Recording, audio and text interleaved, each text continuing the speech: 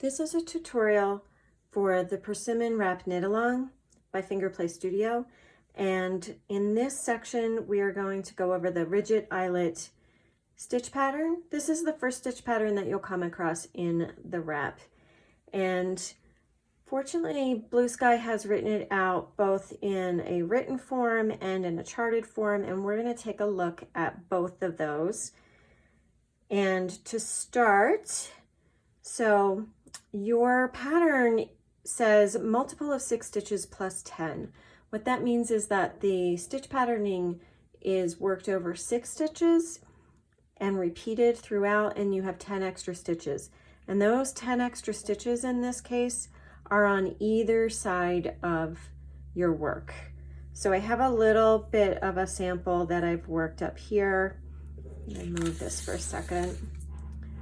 And you can see that these are the 5 stitches on the edge and 5 stitches on the other edge. And the way the pattern works, it's creating a garter edging for you so that the wrap does not roll. And I wanted to mention that for this whole project, I really recommend that you use stitch markers. Even if the pattern is simple, as it is in the rigid eyelet, stitch markers are a great visual reminder that will help you and cut down on your mistakes and also help you find mistakes sooner. So if you're working across and you are off a stitch, you're going to find it immediately. There's only 6 stitches here. You can just look back and see where your mistake was and correct it without having to rip out. So use stitch markers. They are your friends. I highly recommend them. And now let's get on to the pattern. So this pattern is written, we're going to read through it. So row 1 on the right side, you would knit 5, then hopefully you come to your stitch marker, and then you're going to knit 2 together, yarn over, purl 4, and repeat from the start all the way across until you have 5 stitches left. So let's go ahead and work that. So we knit 5,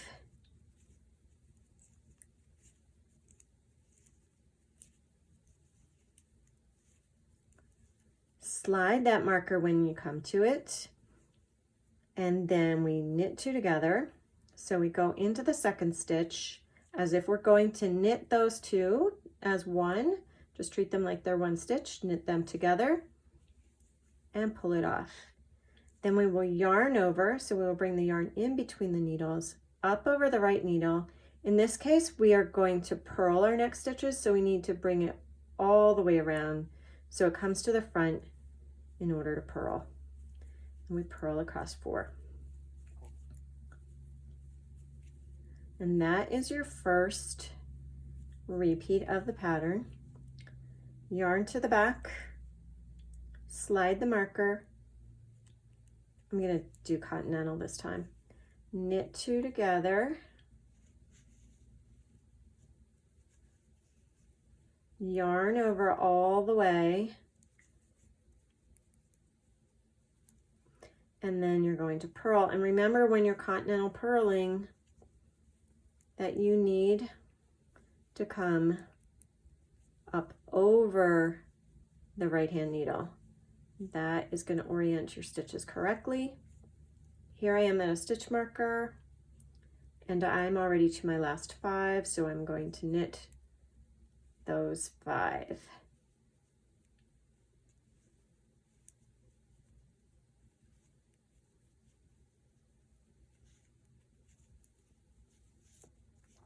And then looking back at our pattern, row 2, you would knit your first 5 and purl to the last 5 stitches and knit those 5 stitches. And then row 3, you're just going to knit. Row 4, you come up and you repeat what you're doing because you're on the wrong side again. So you repeat row 2. Row 5, you're back to the right side, but you're going to knit.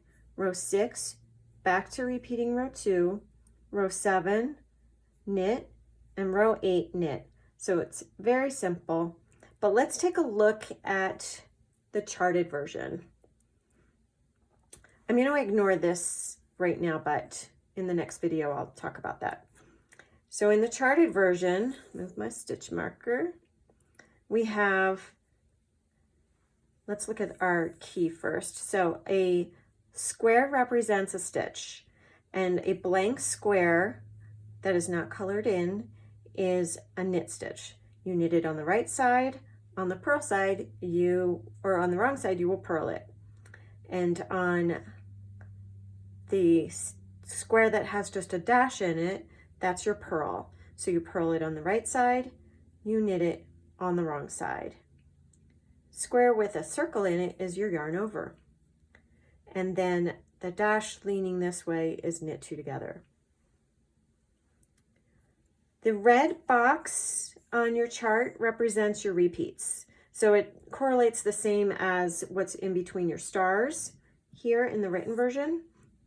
So you will repeat this part across, and here it's a six stitch repeat.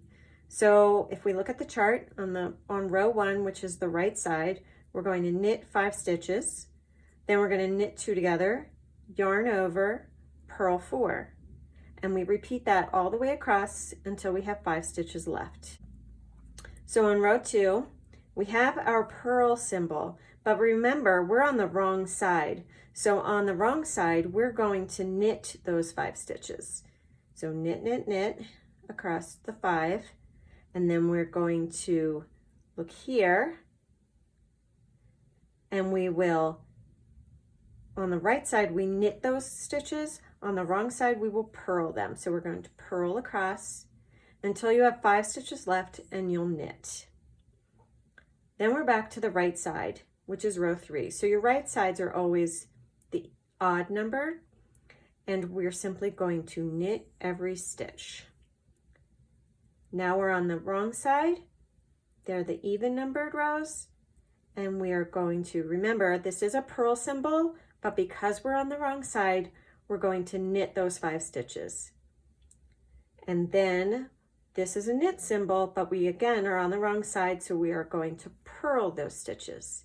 Then we come over here, we knit the last 5. We're back to the right side, knitting straight across, and row 6,